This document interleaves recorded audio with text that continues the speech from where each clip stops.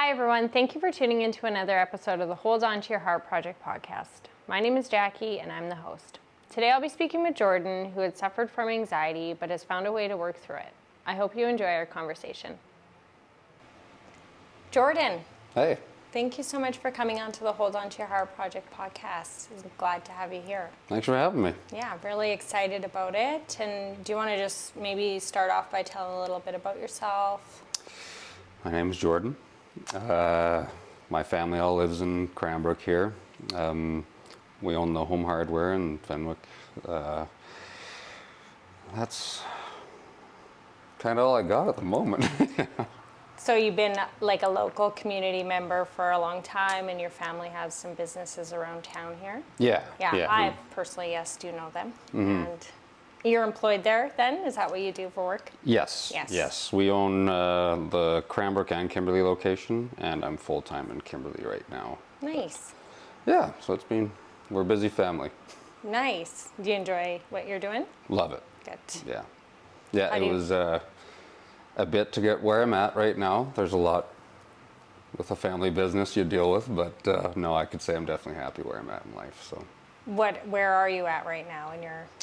My brother and I are both owners of the stores. We purchased it from our parents, and I'm managing full-time Kimberley with my input in the Cranbrook location. That's amazing. Really awesome. Thanks.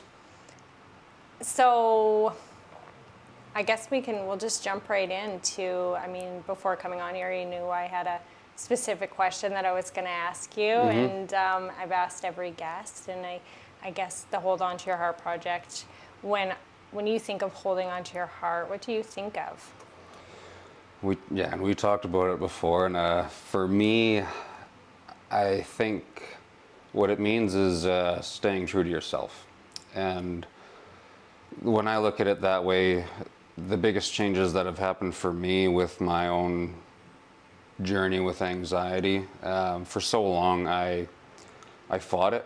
I tried to pretend everything was okay and I was fine. And once I realized there is something wrong and I need to deal with this the right way, it really changed my life. Being open about it, talking to family and friends, because the thing with anxiety, or what anyone's dealing with, is you're ashamed of it, or you want to hide it, or you're worried of judgment, and that was me for a long time. Even when I said I was working on it, I wasn't. As compared to nowadays, I'm very open. It's just been a big thing for me, a big realization just how important being open, because not only did it affect the way I felt about it, but also my family and friends. Mm-hmm. I didn't notice the way I was acting when you're so in your head, when you avoid and all that stuff. You don't realize how your family or your friends are taking it because you're just worried about you. And there were many times when I opened up that people were like, wow, so this whole time I thought you were just an asshole, or you didn't like me or whatever, right? And no, it's because there was so much going on inside. We should maybe unpack some of that here, and just maybe if you want to share a little bit more, I guess, do you want to share a time where you had to stay true to yourself by holding on to your heart, and a specific example, how anxiety was showing up in your life? Yeah, so one specific example with just sharing the battles that I have and all that stuff. When my anxiety was really bad, it really, my world shrunk. I had panic attacks twice a day kind of thing. I literally just lived in fear. I'd wake up in the morning and I just couldn't wait to go back to bed because that was the only time I felt safe. So I went from traveling the world to trying to be as close as I could to these certain spots where I felt comfortable. So anyway, Was there a specific thing that had happened to you that made like being able to travel then to trying to find safety and kind of keeping your world small? Like what was the thing that happened? I was born with anxiety, and like I struggled with sleepovers as a kid. I struggled with field trips. I struggled with pretty much anything and everything growing up. But when you're a child, I found it was just, you know, mom and dad would say, you know, you're okay. Get out there and play again. You're like, all right, thanks, mom and dad, right? And off you go. But when things got really bad for me with my anxiety when I moved back from college, that was my first real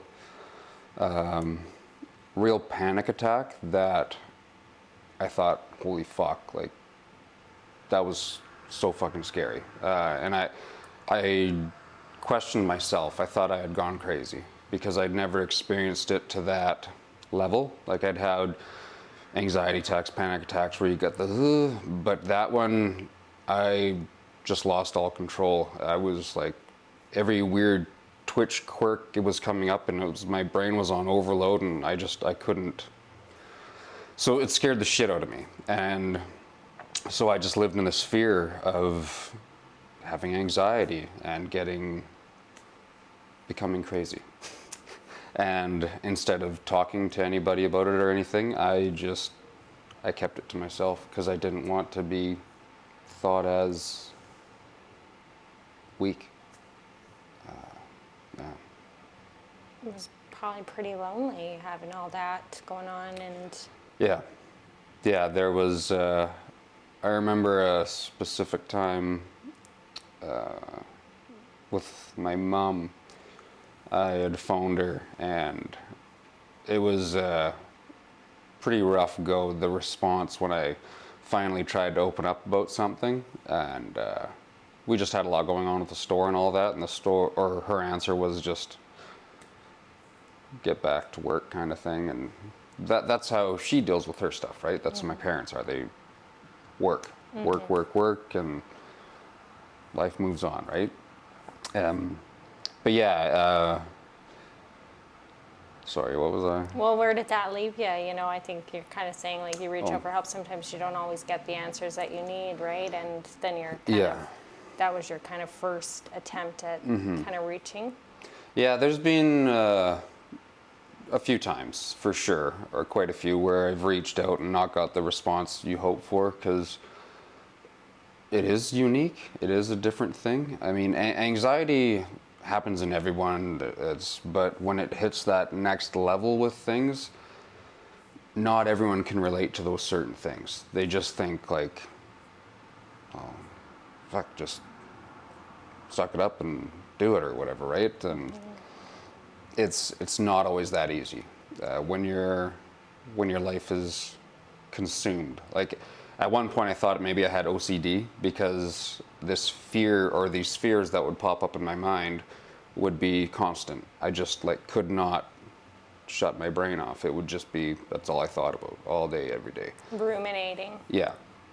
And so the hardest thing to do, I remember a lot of times hearing, well, just relax. I was like, oh, really? Just fucking relax. Okay, yeah, totally. Like, it's so easy, but it's not when you're in that constant. I remember being told, go to yoga. You'll just breathe it out. I'm like, well, I'm fucking breathing, and now I'm thinking of my breathing. I'm panicking about my breath now. It's just like that is one of the ways I have dealt with anxiety before was finding the humor in it, because it can be fun and funny. Well, not fun, but funny. Yeah. Some of the goofy shit that comes up and all that. That's been one of the nice things about my mom, because she's a goofy person and she's helped me deal with it that way. Yeah. That is nice. Sorry, I feel I didn't answer your question. No, I think you did. Okay. I mean, it's good. It gives a kind of a little snapshot of what some things may be occurring. I guess like when you talk about that next level, and I think you say like your body was twitching and just everything, like it sounds like a physical and mental kind of prison. Yes. That is, since I've been open about it, I love how a lot of people are, oh yeah, no, I get anxiety, I understand it. But when they talk about their experiences with it, I'm not like trying to downplay or be like, oh yeah, it's fuck all, but like, it kind of is compared to what I dealt with. When you're hearing like, oh yeah, you know, I got hangover anxiety, yeah, it's like, oh yeah, like I fucking wish I had your level of anxiety at those times, because when mine got bad, like it was bad. It was hard.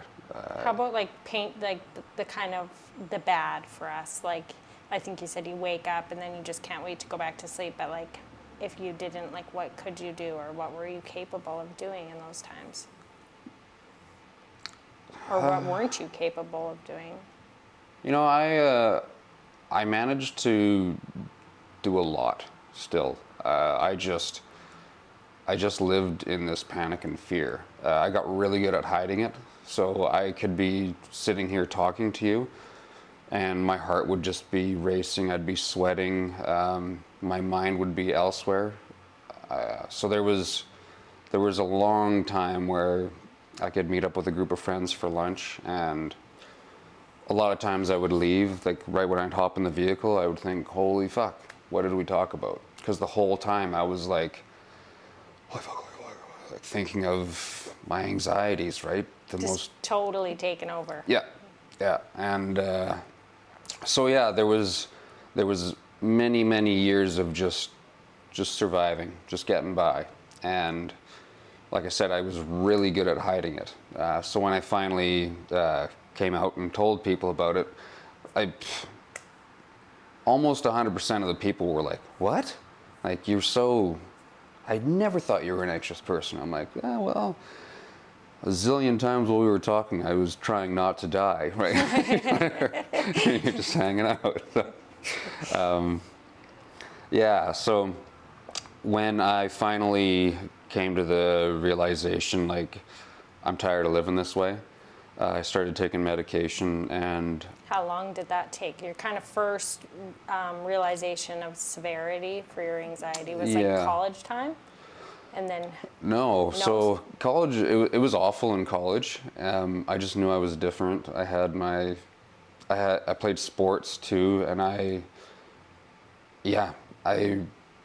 I dealt with it by drinking when I was in college, and I drank a shit ton. And then your hangover made it worse, and it was, like I said, like I was a fucking mess. I had a lot of fun, but there was also the other side of it, where it was when I would be alone, or if I didn't have that thing right in front of me, like here's a shiny object, ooh, right? Like I was in my own head, worrying about the most creative things I could think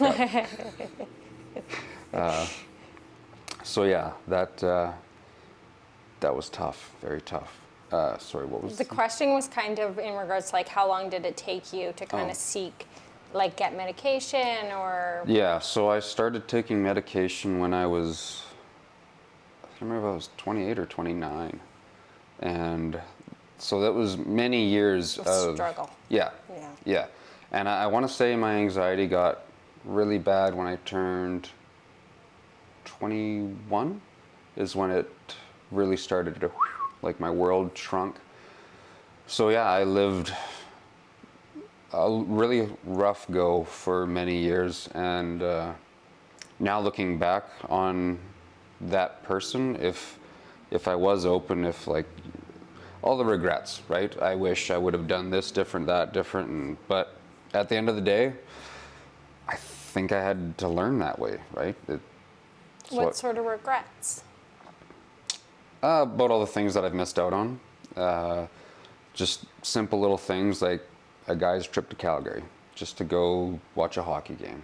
Like those little things where I would lie, say I had to work or whatever, right? But I would just go sit at home and hang out. And it was very lonely, right? Because I would avoid, and then I wouldn't talk about it to anyone. Or I was with someone, we were very serious, and I couldn't really open up to her about that because of that fear of, I wanted to be this, I didn't want to be weak. I didn't want to seem weak to her. And now, looking back, it's like, fuck, if I would have just been open, like, it would have changed a lot of things for me. Yeah.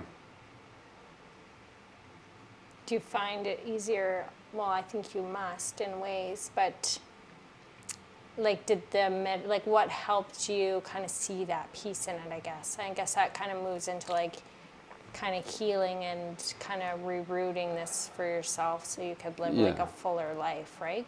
So when I decided to take the medication, it was I was at the bottom of the barrel kind of thing. Like I was at that point with my anxiety. I started to wonder if I was depressed, because I remember sitting there thinking, is death the only answer? Is that the only way that I'll feel comfortable or feel like I'm not dealing with this shit? And that scared the shit out of me. So I told my mom about that, and she said, we need to get you into a counselor right away and see what we can do. And yeah, it was I had just hit that point where I was like, I need to fucking do something, or this is gonna be, I don't know where I would have ended up. Potentially, yeah. May I just ask, like, when it got to that point, was there like something in particular happened, or was it just like the accumulation of living with it for so long? Like, in those final days, was it like you talked about a relationship like that? I assume didn't work out, right? Like, say if you maybe did things differently, but like, was that a piece of this, or? No. The reason it's just, it was like for years it just snowballed and snowballed and snowballed, and I almost think it was like habitual to be that anxious for me. Like, to feel calm for a second, it felt weird to me. It was like a weird sensation. So when I was just all day, every day, like grabbing onto things, always like, and it got to the point where like I was so exhausted, I was so tired, I was just done with it. I was done with living that way, and I had that mentality where it was like, I don't want to live this way anymore. I've fucked up enough things in my life. I just need a change, and it's the best thing I ever did. I'm not saying medication's for everybody, but for me, it was a great start. I'll never forget when I was on medication. It took a while for it to get to being relaxed, and that group of guys that I would meet for lunch with, there was one day I hopped back in the vehicle, and I was like, wow, I was part of the conversation today. Like, not like, I would say words and stuff, but to actually like mentally be like, I was focused on you, and I hadn't had that for so many years. Yeah, I got a little emotional about it. And then a little while later, I had like a deep belly laugh. And I started, like when I got home, I actually like cried pretty hard about that one, because it was like, I hadn't laughed like that in a long time. Like, you have the laugh, but I would laugh and then I would think like, oh fuck, what if all of a sudden this happened? And like mid-laugh I'd be like, ha. Shut her down. Yeah, just shut it down, because we're done having fun for now. Like, let's fucking worry, because you might die right now, right? So, yeah, so it was very eye-opening for me. And it was weird to think, like, you could live your life that way. Like I said, I just got so used to it. And now, even coming into this, I had messaged you before, and I was like, fuck, like, it's hard for me to think that I used to live that way, because now, like, I am a very different person. So to think back, like, who the fuck was that guy? How did I do it? Why did I think all those thoughts, right? But you're just, when you're in panic mode and survival mode, you just grasp to whatever. And it's not always the right stuff that you're doing or thinking, but It's the stuff that's there. It's the hand you were dealt, right? Yeah. To kind of sift through and figure out, and your deck of cards. Yeah.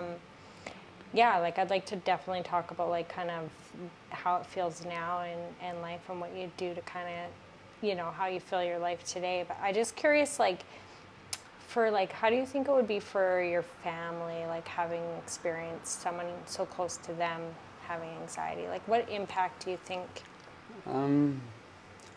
So my parents, my mom, she deals with anxiety herself. So growing up, she was always like, "Oh, you're just a worrywart," and she was very like loving and caring. And my dad was the like complete opposite, which was great for me though growing up too, because I needed that person to push me to, because when you're younger, it's so easy to just me, right? But if you have someone, he made me do a lot of things that I needed for my personal growth. Yeah. But when it got really bad there, yeah, my dad didn't really understand. But I'm very fortunate with the family that I have, and they help me out a ton. We work on stuff all the time, and my dad is now very understanding of it. I still don't know if he 100% understands, because it is. I was talking to someone a little while ago, and they said how they have anxiety, and I forget how the conversation went, but I told them, like, anxiety doesn't need to make sense, because it's wherever, like I said, like, it's where your creative mind goes, and at the end of the day, it's a feeling of what you get, and that feeling can totally like stop you. Like I forget the term, but I would literally be walking and I would stop, like and it would, nobody knew why or what, but it would be like, holy fuck, like all I can think of is like, for someone that doesn't have anxiety, when you're walking down the street and you're like, don't step on a crack or you'll break your mama's back, right? And you step on the crack and you're, oh fuck, right? And you're like, mom's broken back now. But like, you take that moment to stop, and I would be walking and be like, yeah, no, if you take that step, you might. So it, like I said, it doesn't need to make sense, but it's just. It may stop you in your tracks. Yes. Yeah. Yeah. And it stopped me a lot in my tracks. So yeah, that's good. I think that's a good message, right? Like, it's just thoughts, like wherever they may go, they're just really truly thoughts, right? Yeah. And that was the first time I ever went to a counselor. I was so like, I'm fine, there's nothing wrong with me, I'm not taking medication, and she was like, oh, yeah, you're fine, right? But I was like, when I told her I was worried about being crazy, she was like, the fact that you are concerned about that means you're not crazy. I was like, fucking right, so, thank you. But yeah, I was worried, I was even scared to share the concerns that I had. And she was like, you know what, Jordan, like, you don't worry about a lion attacking you. And I was like, no, that's stupid. Why would I worry about a lion attacking me? She's like, well, if you were living in Africa, you might worry about a lion attacking you. I was like, okay. She's like, it's literally whatever, a thought, a sensation, or whatever, a smell, and when you're in that panic mode, your brain is scrambling to whatever, and you just latch onto something, and that's a bad thing all of a sudden, right? And yeah, it's literally how creative you can get with things. Well, that's good. I'm glad to hear that you had a supportive family. Like, it sounds like through thick and thin, it's supportive, and it was Yeah. never too much for them to handle or Mm-hmm. any of that, right? So that piece is Yeah, good. I mean, the nice thing about family is they'll love you through anything, Yeah. right? And luckily, my parents are very loving, caring, amazing people. So there have been times where, like, my dad will be like, "So what is it?" I'm like, "Fuck, do we want to go there?" Like, I don't know if but you tell him, and then he's very, like, logical in his thinking, and it's never like a judgmental, like, "You fucking idiot." Like, Yeah. but it's more, he's been good for me that way. And a little different from the first time that you reached out potentially to your mom and she was kind of like, go to work. Like, you kind of, I, did you get more understanding and stuff once you kind of opened up about it a Oh, bit yeah. more with your Yeah. family? Yeah. Yeah.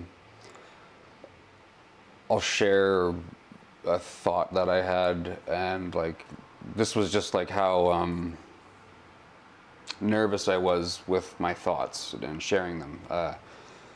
Way back when I got dizzy a lot of the time because anxiety, you can get dizzy spells, and so I was running on the soccer pitch, and I just had this thought. During that time, I was concerned about, like, how big the universe is, and I was out there thinking all that stuff instead of thinking of the soccer game. And I started thinking about space and time and blah blah blah. Meanwhile, I'm just getting passed everywhere. But it's I had this concern: what if all of a sudden the Earth stopped rotating, there was no gravity anymore, and I floated off? And all of a sudden, the panic set in. And now, if somebody told me that, I'd be like, "Okay, you fucking idiot," like, whatever. Even if it did happen, just fly around or something, right? But that fear set in, and I would run around, and I'm grabbing at grass, bending over and stuff, and, like, panicking the fuck out, thinking, "Oh my God, I'm going to soar off into space." And that stuck with me for a long time. That was So if you're having that fear, like going outside, walking out to the parking lot, and, people just walking to the car, meanwhile I'm just thinking, "Don't fucking fly off, George. Don't fuck." And, like, I was afraid to say, like, so when people are like, "So what are one of the things you think about?" And I'm like, "Yeah, I'm not gonna share that." Keep that one to Yeah, we'll just yourself. keep that to me right now. But yeah, like, that's, like I said, with the creativeness, it's just wherever your mind can take you. And, I So the impact that you've had with other people and have there been some positive experiences through this when asking for help or opening up? Yeah, so when I first decided I'm gonna be open with everybody, my dad actually talked to one of my friends before I got the chance to, and the he told my dad told the guy, and he said the guy started, like, crying because the whole time he thought he had done something wrong. He was worried that he had upset me or pissed me off because I was avoiding him. I missed out on things, and the whole time he was in his head about it, right? Because I wasn't being me. I wasn't being the good friend that I thought I was being, because I wasn't being open and relaying what I needed, where my head was at. I was just avoiding everything, and you don't realize just how negative that can be to everyone else when you're just consumed with your own shit. And that was one of the biggest eye openers for me, because once I was open, I found my family and my friends, the really close ones, just came that much closer. And I just feel so much more comfortable and relaxed. And if something does bother me, this is me. Like, just take it or leave it kind of thing. And that acceptance of myself just became that much bigger, right? Like I was saying before, where I just kind of, I was trying to be somebody else. I was trying to put on this persona that I was, you know, stronger, more capable, didn't have fears, but it was living a lie, and it was avoiding, and it was, yeah, so making that change, I finally feel like I have less fears. I feel a lot more comfortable. It's so much easier to be open. I just feel more safe in my own skin with putting my shit out there. So.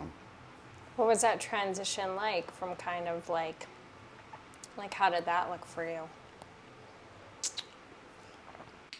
It had its ups and downs, for sure. I wouldn't say I lost some friends, but as there's the positive, there is the negative with some of it. I'm not as close with some people, but that's just life, right?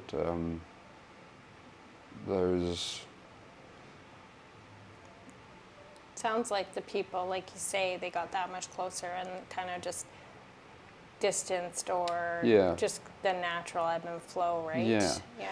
I also think like when I was in that mentality, you do a lot of the, like, where your brain is like scrambling, you scramble, right? And so I was like partying really hard. I was, you know, just grasping onto whoever would give me attention. I was seeking approval from anyone and everybody, kind of thing. And it was just because I wasn't okay with myself. Mm-hmm. And so I was always wanting someone, yeah. Fix me. Yeah, yeah. And so now I would say I'm a lot more content with just going home, hanging out with my wiener dog, and just, you know, staying out of trouble. You know, life's good, right? So yeah, the transition was different. It was difficult, especially when the way you dealt with it for so many years is you start to realize was not the best for you. So maybe some like guilt and some grief and some just, like having to like uncondition old beliefs or thought processes into new ones. Yeah, guilt, regret, and I find also I'm a people pleaser. I want people to like me, so with that, it's been hard to take that acceptance where not everyone's going to like me for who I am. When you are reaching out to anyone and everyone, you know, you make mistakes. But now that I've gone through that, I've realized a lot about myself, and I feel like I'm back to the calm, loving, caring person I was before, instead of the holy fuck, someone just please help me. Please talk to me so I get out of my own head. And do you think like it's just your own life experience and your own understanding that got you to that perspective of like, it's okay if not everyone likes me, and, you know, being content and not grasping for that kind of external validation as much, or whatever it looks like now, or was there something like the help you got there, like counselors or like... No, that was just me, just going through it, dealing with it, going through that pain and that hurt. I mean, I still struggle with that type of stuff. I still want people to like me and love me. I'm just not as needy. Maybe that's the word. But I'm getting more out of my current relationships with my friends and family because I'm open with what I want. Mm-hmm. And that is one thing that I learned was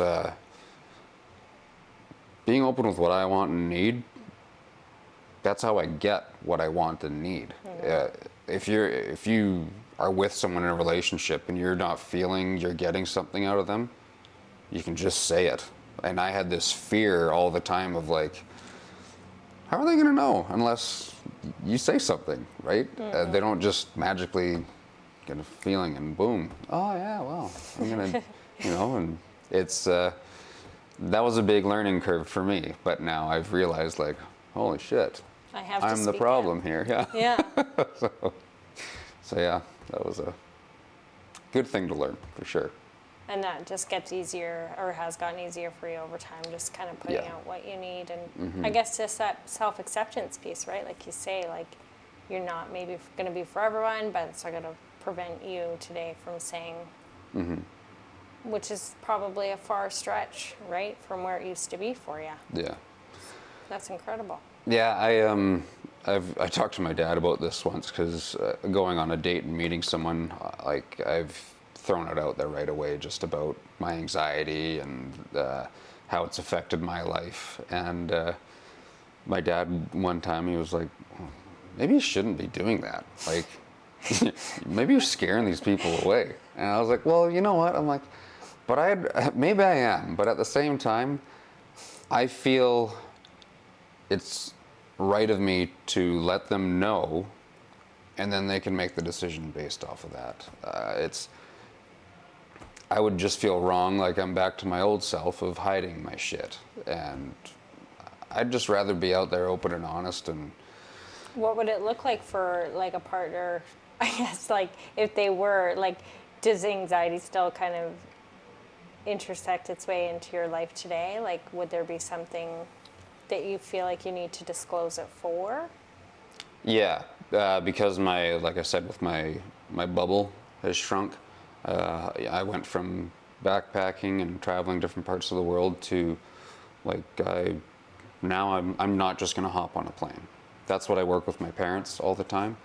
We go on trips, we work on things, and that's what I want people to know. Because in this day and age on Instagram, people are, oh, I'm in Paris and then I'm in France, wherever they are in the world. And a lot of people get that idea that like that's how you live and you're only happy if you're traveling. And so I throw that out there and say, look it, we might not be going to Mexico this winter if you're with me, but maybe we'll do something else. But I want you to know this is something I work on. Maybe we can, but as of right now, where I'm at, that's not an option. So, Yeah. and as negative as I thought the feedback would be, it's always pretty good. People are like, wow, thanks for being open. I'm like, really? You sure you don't want to run to the hills right now? Okay. But a lot of people see it as minor. And Yeah. that's been one of the big shocking things for me is this thing that I have like been so concerned about all my life, thinking, oh my God, I'm a weirdo, I'm blah, blah, blah. Everybody's just, yeah. Everybody's got something, and, Yeah. and in the big scheme of things, I think it is minor. It is minor, right? Like, what isn't really minor is that you've come as far as you have and like reached out for help. Like that stuff's major, right? And having the courage to share it and go through it and want to do better, right? Like, I mean, that's major. So, yeah. But yeah, I mean, whatever direction you choose, right? I think it's admirable, to be honest, from the get-goes with people, right? It's just a piece of you, right? Yeah. Like it or leave it. Yeah. That's just the way it is. What advice, I guess, or, I mean, you've had a lot of good messages to share, but like, is there something in specific that you would tell someone, maybe someone similar to yourself out there that's listening, struggling? What I would share is don't fight and hide it, because I did that for so long and it just made it worse. Be open, seek help, be open with your family and friends. Do whatever you can to make it so you don't fall in that hole, because the more damage you do, the harder it is to get out. And I wish I had started the work properly many years ago, because it wouldn't be as big of a hole to climb out of. Yeah. So yeah, all I can say to people that deal with it is fucking deal with it. Like, Yeah. quit, Don't delay. Yeah, yeah. It's okay. Medication for such things are okay, right? Go see your doctor. Yeah. Talk to someone. And because life's a good thing. It's nice to live it somewhat normal. Yeah. Yeah. Your normal today looks like hanging out with your wiener dog, working, going to Yeah. the gym, being a good friend, showing up, and Yeah. actually being there, a part of the conversations, and not being overtaken by ruminating thoughts and Yeah. I guess actions, right? Stopping in your tracks, not leaving the house, like things like that. Yeah, it's I do live a pretty quiet life now, but one thing now that I really do notice is I really appreciate the small things, partially because I was kind of forced with the way I was living, but when you can actually sit and have a conversation and be in the moment, or have a good laugh, or just, it really is the small things that really hit me deep, because for so many years I could be doing that, but I wasn't like mentally there. So to actually be in the moment and just enjoy the small things, that's what matters. That's what really gets me now. Is there something that you do, like if you are just going on throughout your day and then you find yourself like not to be in the moment? Is there like some kind of tool that you use to bring yourself back down there? Nowadays, Yeah. a little while ago, I was driving and I just said in my brain, "Shut the fuck up." Nice. That worked, but I'm back in that place now where if my mind does go off, I can easily just like, come on, shoo, back over here, right? So yeah, I find there can be little things, just getting up and moving, just noticing it, and what you do with that, instead of noticing it and being like, fuck, noticing it and being like, all right, come on, let's get you back on track, Jordan. Get about your day. What do you think you would tell like your younger self? Like going back, if you were to look at your younger self, what would you say? Smarten up. No. Get back to work. Yeah. Yeah. No, I would say you're normal. You're fine. Yeah, and smarten up. Be open. Like, quit fucking hiding. People like you for who you are, not what you're trying to portray. So, I mean, like, a lot of my friends, like I'm goofy, I'm weird, and I think they like that about me. And just embrace that instead of trying to be this, like, I am weird because I have anxiety. It has brought unique characteristics about me that, like I said, with my mom, like, we can laugh about it. My friends laugh about it. Like, weird, quirky things about me. It's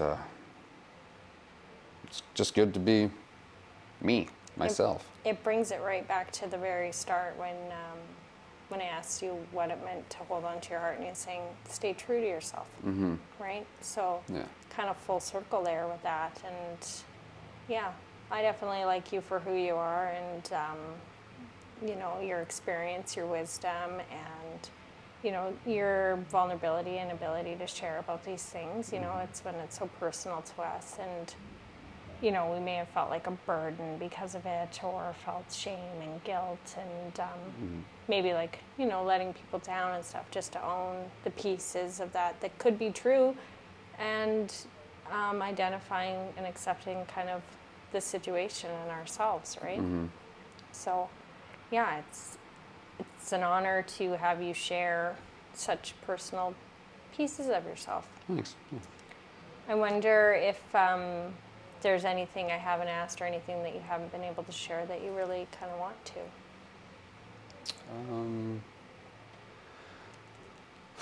I'm thinking of right now, like with your coping mechanisms that you come up with, being open about that too. There was, for a long time when I would be driving, I needed to talk to someone because it was a way to keep my mind off of going. And I phoned a lot of people while I was driving, and a lot of people, like you were saying with a burden, I think they were like, fuck, Torg's calling again. Like, God, why does he want to talk so much, right? And for me, they didn't realize how much help they were giving me by just being there to talk to. And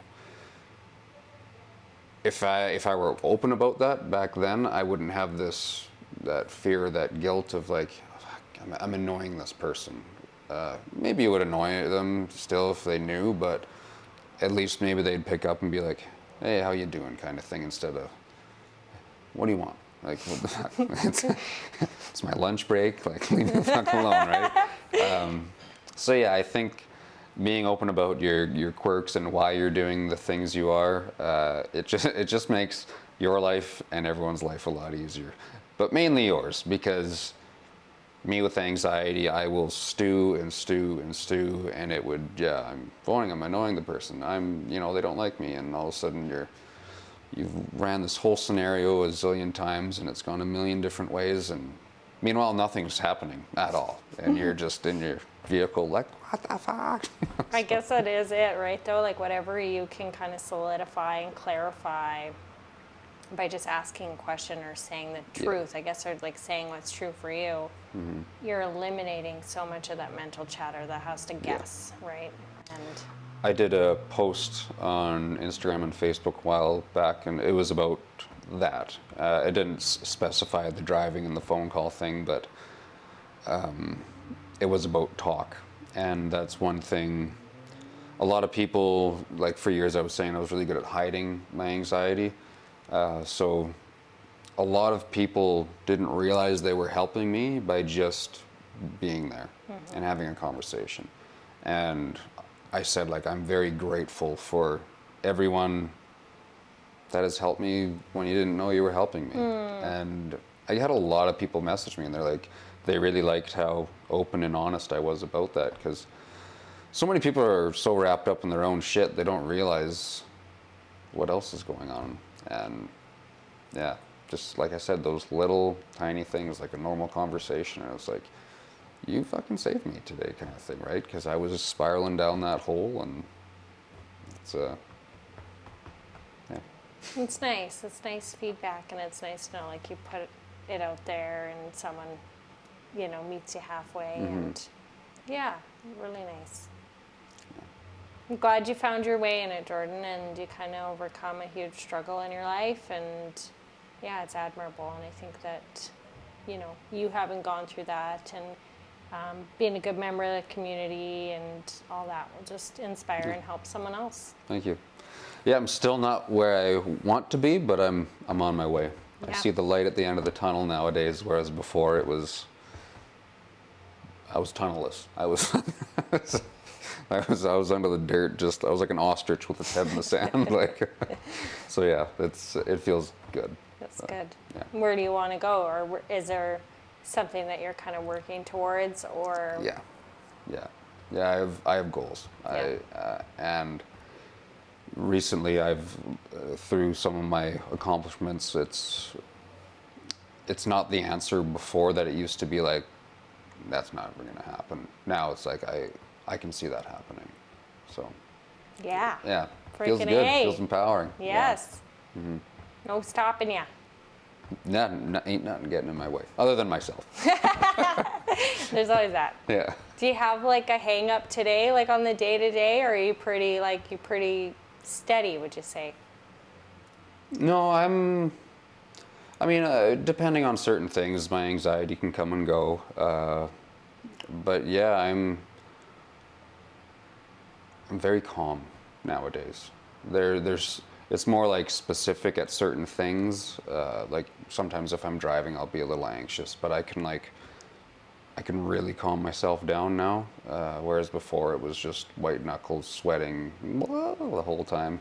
But yeah, it is more situational for me, and yeah, my everyday, day to day, it's I'm in the moment. I'm clear-headed, so. If people wanted to find you, where could they? Home Hardware Cranbrook. Yeah, Home Hardware, Cranbrook, And BC. Kimberly. Best price in town for everything. No. But yeah, I would say Instagram or Facebook. That would be another way, other than calling one of the stores. I mean, I'd rather get a message than a phone call during the day. But you know What's what? your Instagram handle? It's Torgy32. Torgy32 on Yeah. Instagram, and Jordan Torgerson on Facebook. Yeah. And yeah, so people were experiencing something similar and wanted to reach out, you'd be happy to have a chat with them. Absolutely. Yeah, that's really nice. Nice support for the community to have. And yeah, I think that's probably a wrap if you're feeling good. And Yeah, I just also wanted to point out there, if people are going through a tough time, I'm living proof that it does get better. Just gotta deal with it. So, yes, you absolutely are, Jordan, and it's an inspiration. thank you. Thank you. Okay. Okay. Hey, I'm Morgan. I'm the producer of the Hold On to Your Heart Project podcast. Thanks for tuning in to another episode. If you'd like to find out more about what we're all about and check out other episodes, you can find us at holdontoyourheartproject.com or on YouTube and Instagram at Hold On to Your Heart Project. Thanks for stopping by.